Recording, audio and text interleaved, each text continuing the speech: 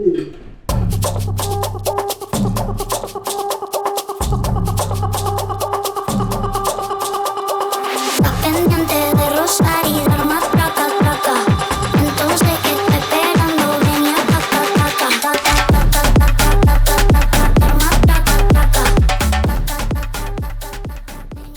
name is Lorena.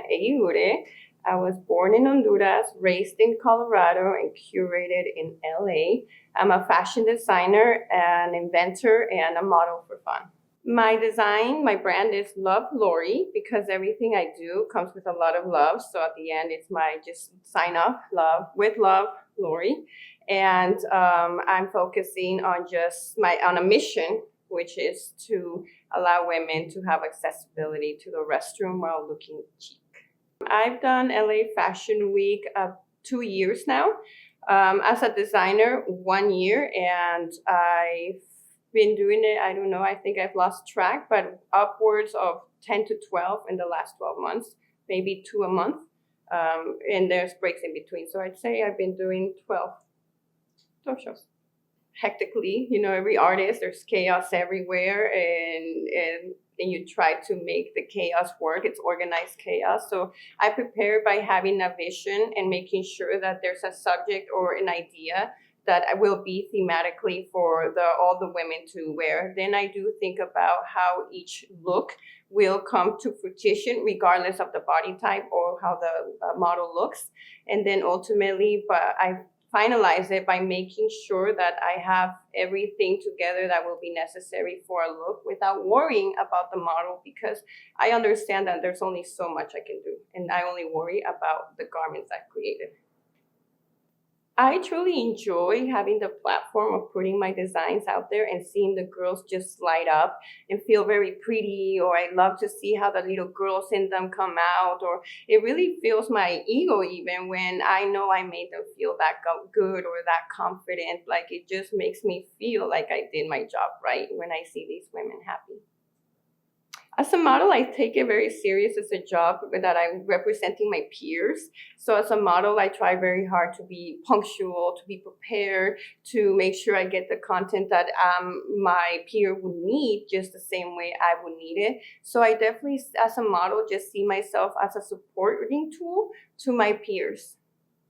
Yes, I would say the Tweef one, which is the last one I did, was my favorite one so far. I was trying to represent the Chola theme, which was Latina, and I saw the girls just be spunky with attitude, and they just felt so inspired, and it made me so happy because they gave the energy to the leggings that I wanted, and I was just so proud to see the vision come to life. It brought me so much joy.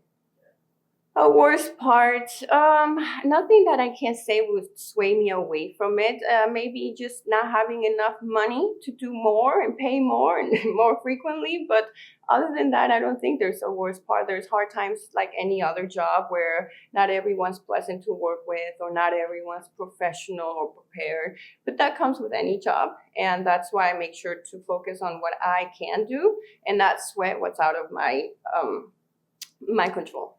Yes. One, I definitely want to make sure I'm treated with the respect and attention that I give the show back in return by honoring them, by respecting them, by giving them the time and meeting all expectations.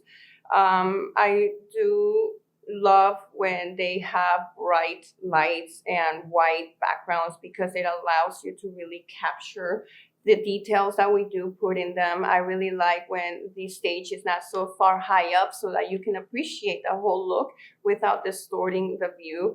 I really like when they do have directly on the floor the background, so that when from head to toe the model can be behind the whatever background we choose. So to me, production is very important for the picture and how the picture is going to be captured, because we eat through our eyes. And not everyone can be at this event, but thousands of people will see this picture. I have, and it's actually been a struggle, if I may be candid. I've definitely been looking for Latinas. As I said, my theme was Chola, and I really wanted to represent the Latin community, especially through the hard times, it's so much turmoil. I wanted to bring unity, community, and representations to my ladies. And it was incredibly difficult to find women that were Latin highlighted and showcased. And it made me really sad, to be honest, because it made me feel like there was no representation of me. There were a few Latinas here and there, scattered few, but I could barely find them. And that made me feel a little sad, to be honest, but it made me feel also more motivated to have a mission to represent and bring more of those women to the spotlight. Yes, it's a funny story. I was living in Honduras, and over there we don't use bathing suits. So they were trying to. I know people use T-shirts and shorts or boxers, and so my country was trying to promote the usage of bathing suits, so you don't go to pools or whatever, the beach and the clothing, but rather appropriate for the water. And so there was a fashion show being held that was for bathing suits, and it was very controversial at the biggest mall because it's not a very looked down upon in my country. And it was an opportunity where someone told me, you shouldn't join, nobody likes you, there's no way you would win. And I thought, what the hell? So because of that same day it was closing, I went and I joined. They had allowed me, and then I got on that stage and I won first place. It was my motivation when someone told me you can't do it. I definitely feel myself teeter-tottering because I don't want to progress the very things that made me insecure. But in the model world, perhaps I wasn't tall enough since they look for a certain height, or perhaps I wasn't this enough. And so I hate to perpetuate these same standards that made me feel small. But at the same time, when as an artist, I understand why height is important. I understand that it's balanced, that it travels, that it hangs and drapes on the body better. I understand the science and the art behind it. It's not that you're wanting to discriminate, you don't look pretty, but rather just like a piece of artwork, you need a focal point, you need balance, you need the color, you need the eye to travel. It is a piece of work, and having a tall body really helps that the art come to life. But outside of that, I can hardly say that I don't have any other requirements because it is what design looks for. Sometimes I just want Black girls because they look hard. I love the makeup, the baby hairs. And sometimes I just want Latina or sometimes Russian. So to the look of that aspect, I really don't care. It's just height that I really focus on. I start by looking for individuals who want to put in the work and understands the effort that go into it as a career and also as a passion, and not rather just as a hobby or self-indulgence. So I definitely look for key players that will have the same vision as me. Otherwise, it's really just building relationships. It's hard to know at first sight. Women look beautiful and they're really nice to you, and photographers, so they're approachable. But outside of that setting, you're just hoping that you're building, very professional relationships. So that way you can get the image, you can get the models, you can get pretty much what you want. It's really building a little small team through relationships, trust, effort, and quality, if that's what you want. I think one foot in front of the other, keep your chin really leveled, don't blink too much, look for the camera. Oh my God, did I miss the spot? Okay, now pose, count to 3. Am I going too fast? Then I go, okay, pose, like confidence, girl, look at that girl. And then I just tell myself, oh yeah, I'm gonna go pick a fight. Walk like I'm gonna go pick a fight. So I'm just coaching myself throughout the walk, so I get the image for them. Now you think, don't swing the arms and don't bob the shoulders, and then I think, damn, walking is hard. I most appreciate when they stomp with their heels with every step, because that makes their hair bounce, their hips sway, and they look very powerful, like they have conviction.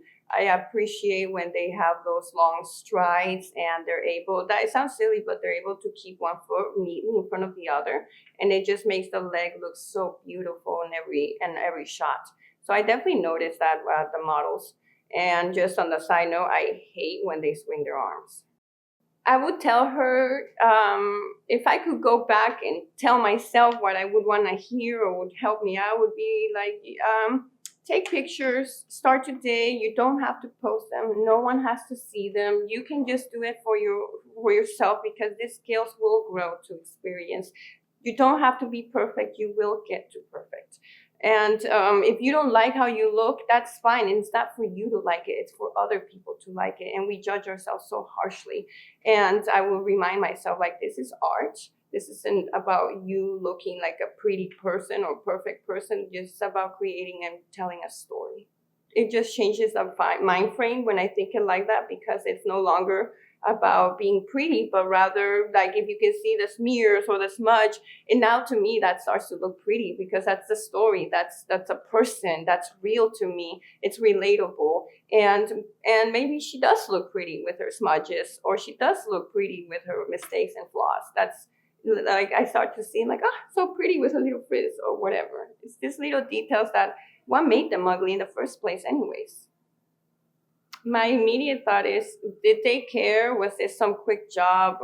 Were they just there to be around women? Immediately, the image would tell me that, like, they just wanted me out of their way for on to the next. And it shows. It's work. We've been in front of the camera so many years. I can tell when someone took the time to get the lighting, to get my good side, to get an interesting angle. And then they don't have to take too much time either. They're just aware of it, trying to deliver a good product, trying to showcase their work. And it shows to me immediately, because I like how I look, even if it's something I would have never worn or done or taken, but they put me in a light where I appreciate it. And in contrast, when I'm with photographers that are not very considerate, they don't care about the lighting or the shadows or the harshness or the lack of consideration, because it's not the image they want. And it shows right away. So what we do is just don't work with them anymore, and just thank them for their time. And then you say, thank you for wasting mine. My end goal and the motivation for all of fashion as of right now are my leggings. I have a brand that are for women by women, and I honestly motivates me so much to know that there is women out there who need this.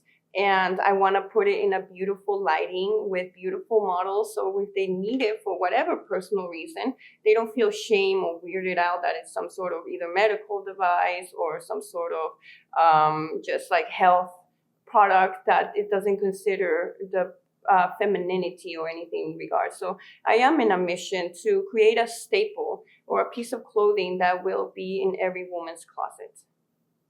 Why did you doubt yourself so much? Look at you now. Come on, girl. Those struggles weren't struggles. They were experiences.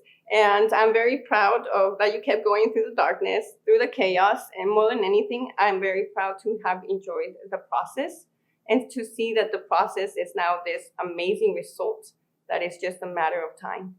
So my designs, I do have a website, www.lorre.design. And there you will be able to find my current winter collection. I sell quality, I sell solutions, and I sell lifestyle. I think they should buy from me, because they will discover solutions to problems they didn't know they had.